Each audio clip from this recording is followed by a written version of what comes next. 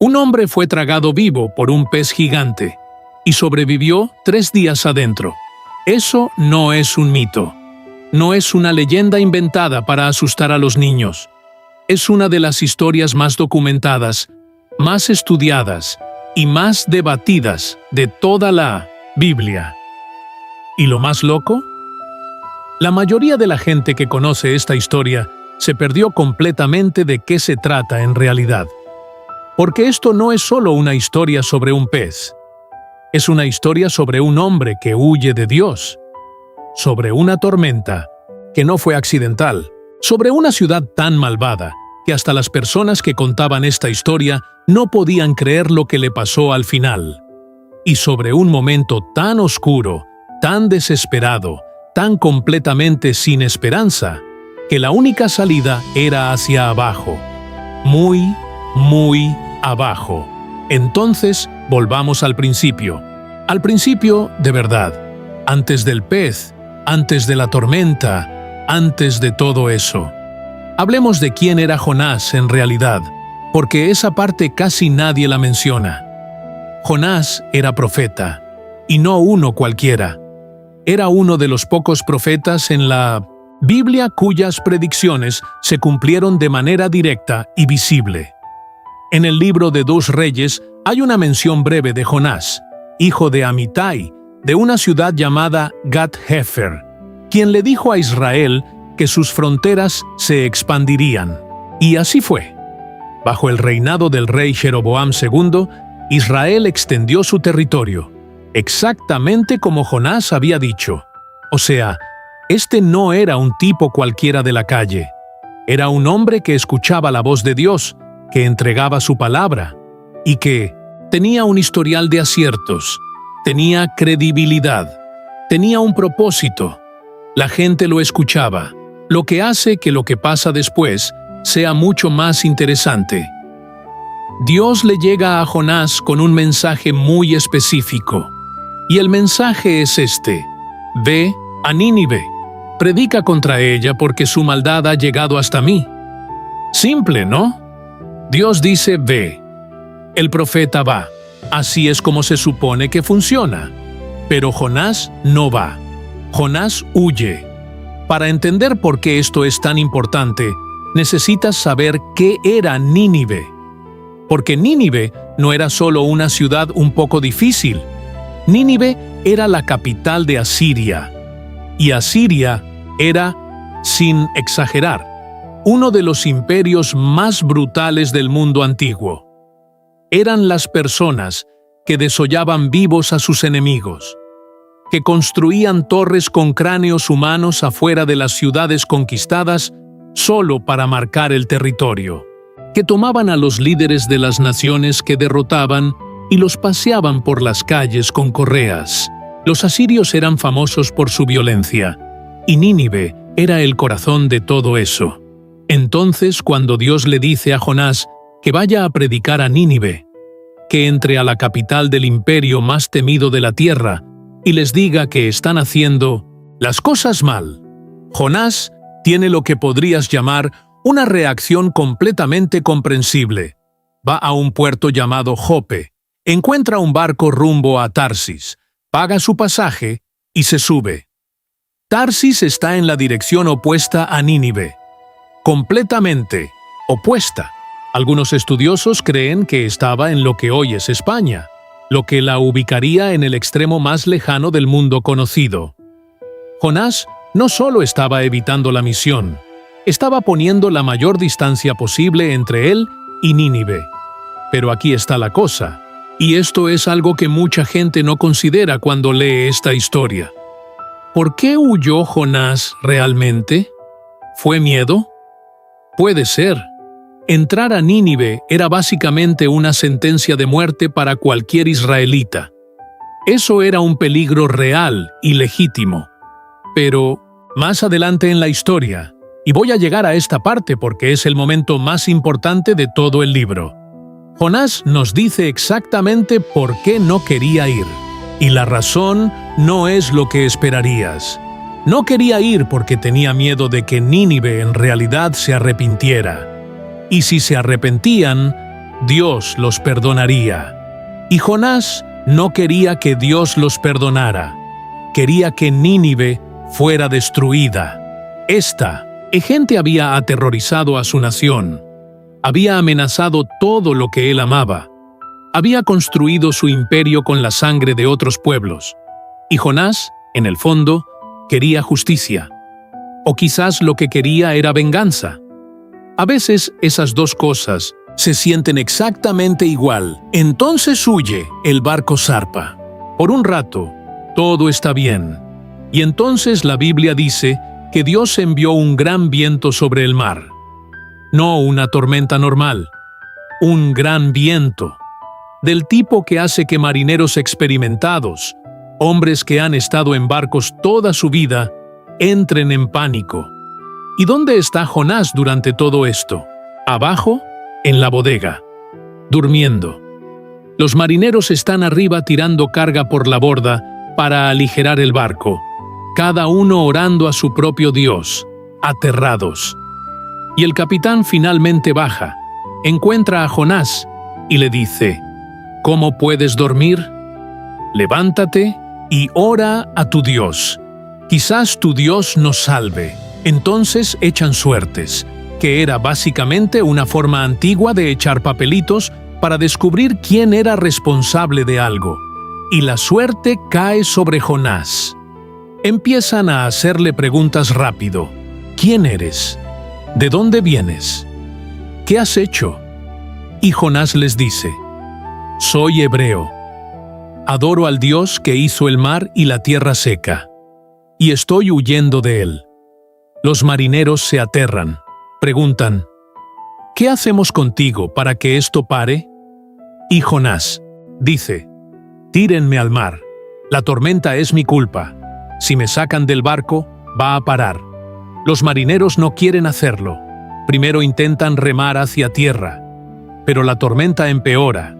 Y finalmente claman al Dios de Jonás: Dios, por favor, no nos culpes por esto. Solo estamos haciendo lo que este hombre nos dijo. Y tiran a Jonás por la borda. El mar se calma de inmediato. Y la Biblia dice que los marineros temieron a Dios en gran manera. Hicieron votos. Ahí mismo en el barco, en medio del océano, esos marineros paganos que nunca habían oído hablar del Dios de Jonás, tuvieron un encuentro real con algo que no podían explicar. Jonás, el profeta, el hombre, enviado a llevar gente a Dios, había llevado gente a Dios por accidente mientras huía de su misión. Incluso en medio de su desobediencia, Dios seguía actuando. Pero Jonás está en el agua ahora, en la oscuridad, hundiéndose, y entonces llega el pez. La Biblia dice que Dios designó un gran pez para tragarse a Jonás. Esa palabra, designó, aparece varias veces en este libro, y es importante. Dios designa el pez. Más adelante, Dios designa una planta, un gusano, un viento abrasador. Estos no son eventos al azar. Todo en esta historia está dirigido. Todo tiene un propósito. Incluso lo que parece que va a matar a Jonás es en realidad lo que lo salva. Está dentro del pez por 3 días y 3 noches. Piensa en lo que eso significa realmente por un momento. 3 días. En completa oscuridad. En un estómago. Sin luz. Un olor inimaginable. Sin forma de saber si alguna vez va a salir. Sin agua para tomar. Sin comida. Solo él y la oscuridad y el sonido del océano filtrado a través de las paredes de un ser vivo. Y en ese lugar, el lugar más desesperado, más sin esperanza que te puedas imaginar, Jonás ora. La oración en el capítulo 2 de Jonás es una de las oraciones más crudas y honestas de toda la Biblia. Habla de hundirse hasta el fondo del océano. Dice que las olas y las corrientes lo arrollaron. Dice que pensó que había sido cortado de la vista de Dios.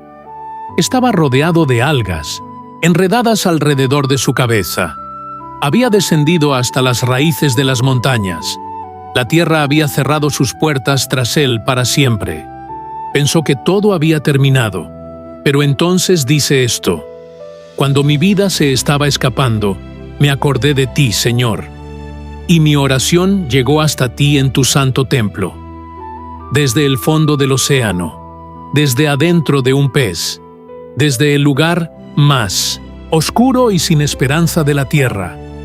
Su oración igual llegó, y Dios le ordena al pez, y el pez vomita a Jonás en tierra seca. Dios le habla a Jonás por segunda vez, el mismo mensaje: ve a Nínive. Y esta vez Jonás va. Tonto, Nínive se describe como una ciudad enorme, un recorrido de 3 días de un extremo al otro. Y Jonás entra y empieza a predicar. Su mensaje es básicamente una sola oración: en 40 días Nínive será destruida.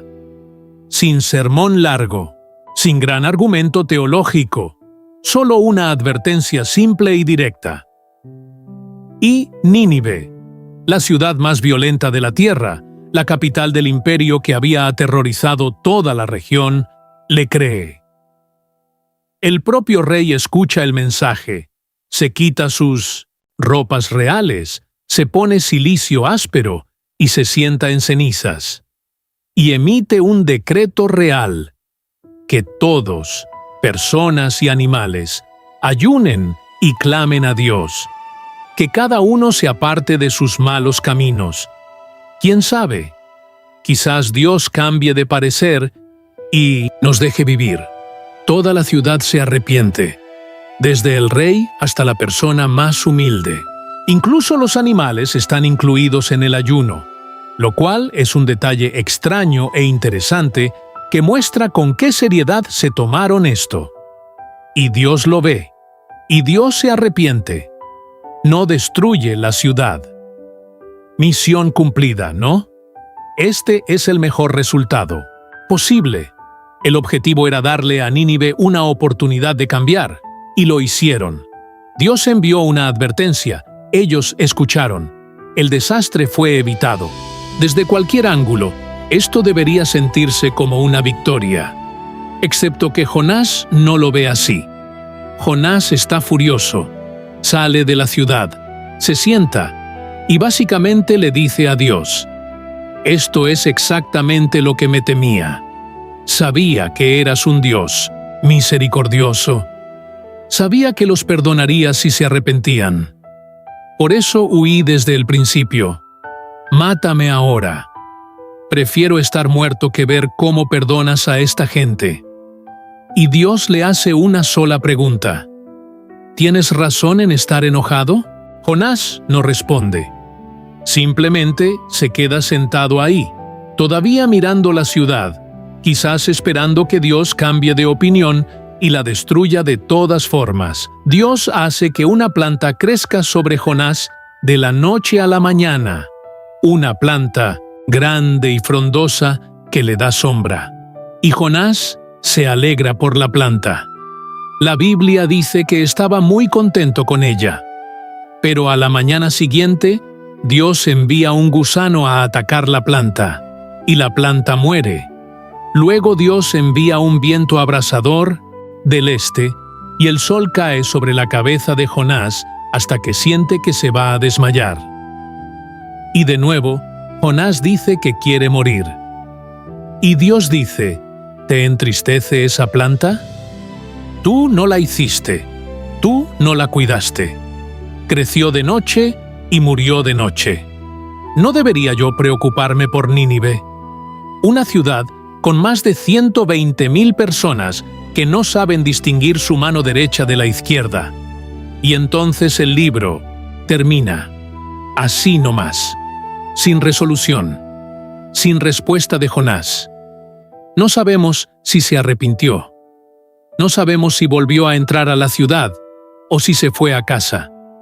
El libro termina con la pregunta de Dios flotando en el aire. Ese final no es un accidente, porque esa pregunta no era solo para Jonás, era para todos los que leen la historia. Era para el pueblo de Israel, que tenía sus propios sentimientos complicados hacia sus enemigos. Era para cualquier persona que alguna vez haya querido justicia tan fuerte que empezó a parecerse mucho más al odio.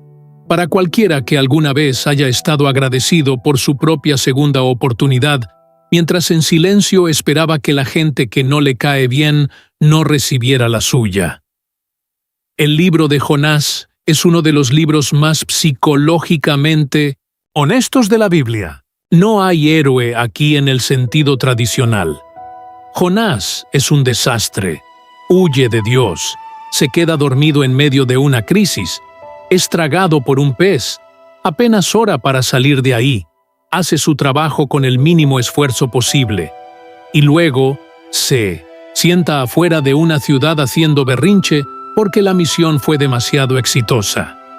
Los verdaderos héroes de la historia, curiosamente, son los marineros y el pueblo de Nínive. Dos grupos de personas de afuera que responden a Dios con más sinceridad y más fe que el tipo que supuestamente estaba representando a Dios. Y el propio Jesús, en el Nuevo Testamento, señala la historia de Jonás como una señal. Dice que, así como Jonás estuvo 3 días y 3 noches en el vientre del pez, el Hijo del Hombre estará 3 días y 3 noches en el corazón de la tierra. Toda la historia, el descenso, la oscuridad, el rescate, es una imagen de muerte y resurrección, un patrón tejido en la historia antes de que cualquiera de eso ocurriera. El pez que se suponía que iba a matar a Jonás lo salvó. La ciudad que Jonás odiaba se convirtió en la ciudad que Dios se negó a abandonar. Y el profeta que huyó de su misión terminó cumpliéndola de todas formas. No porque él fue fiel, sino porque Dios es fiel. Esa es la historia de Jonás. No solo una historia de peces, una historia sobre lo que pasa cuando la gracia llega más lejos de lo que pensamos que debería, y si estamos dispuestos a dejarla.